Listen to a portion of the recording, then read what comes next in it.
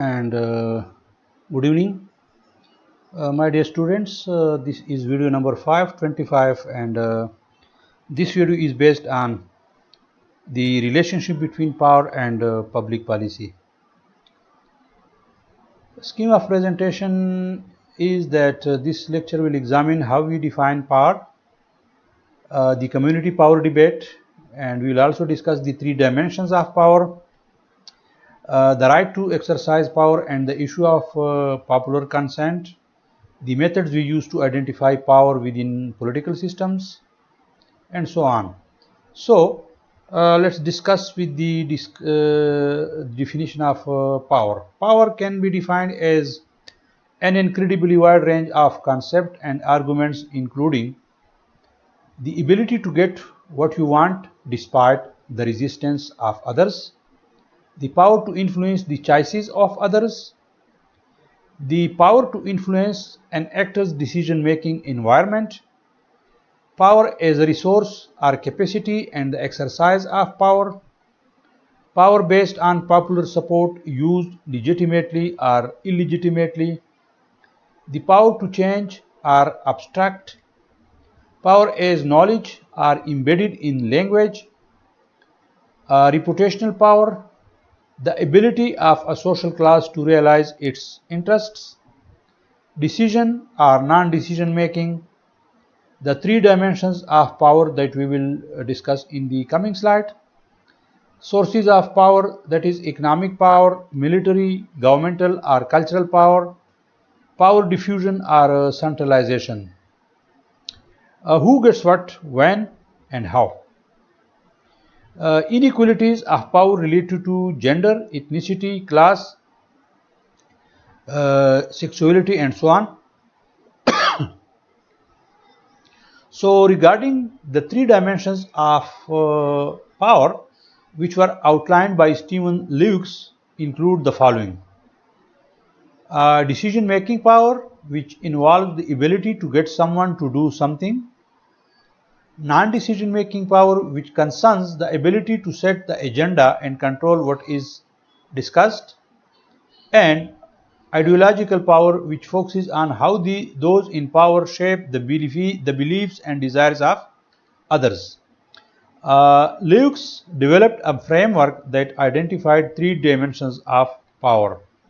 The first two dimensions consider power as it pertains to conflicting interests between parties, and the third dimension explores how those with power can avoid clashes of interest by shaping others' wants and desires. Later, other scholars identified a fourth dimension that saw power as a web of relation that provides the scaffolding of societies. The language of power.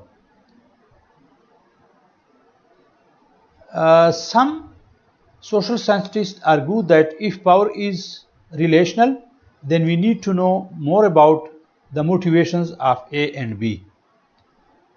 They outline five main types. Power. A achieves B's compliance using overt or tacit threats. Influence. A achieves B compliance without using overt or tacit threats. Manipulation. A achieves B's compliance by restricting B's choices. Force. A achieves her ends in the face of B's non-compliance by restricting B's choices. Authority.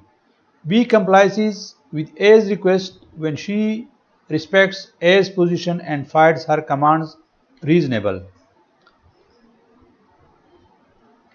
Definitions of powers. The concept of power encompasses a vast range of behaviors, including the ability to get what you want despite the resistance of others, the possession of authority based on consent, and the inability to exercise autonomy when carrying out forms of class or structural power. Power may be exercised visibly or hidden from you, used collectively or at the expense of others, concentrated or diffuse, and used for legitimate or insidious purposes. It may be associated with visible reputations that affect clearly the actions of others are more subtle inequalities with less obvious effects. In societies, in some discussions, power may encompass or be treated as synonymous with terms such as influence, authority, and force. In others, it may be differentiated from them. The key empirical themes are as under. First, power can be understood as the capacity and potential to act as a resource to be used. However, second, we may not know how much power an actor has until they exercise it and we analyze the outcomes. Third, it is relatively difficult to identify the exercise of power by actors who are not individuals. Therefore, can organizations, institutions, and structures act to exercise power? Finally, how do we study power? Should we use interviews to establish the reputations of elites or track the power of participants when key decisions are made? Should we deduce and theorize power relations from observed and unobserved behavior?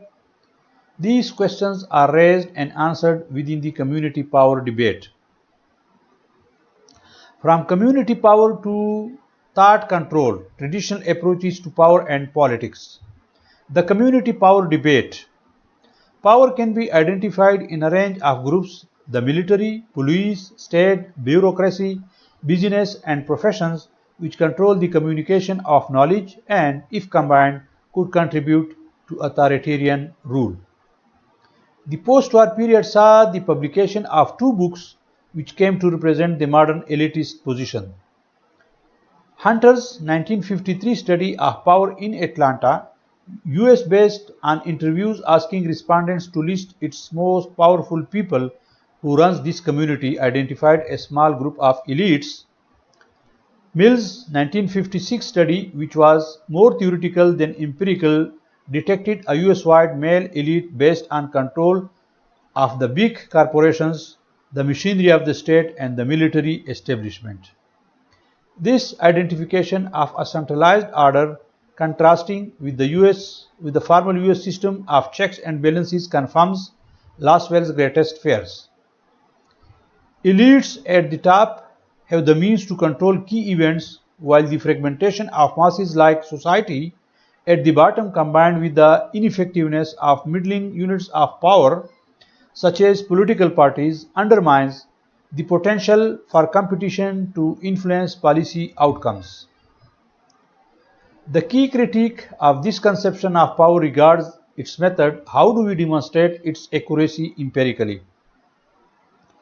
Dahl criticizes the ruling elite model because it does not demonstrate the exercise of power. Rather, it posits an unobservable process of covert control which is virtually impossible to disprove. The statement A has more power than B has no meaning unless the groups have different preferences and the ruling minority's preferences are met at the expense of other group.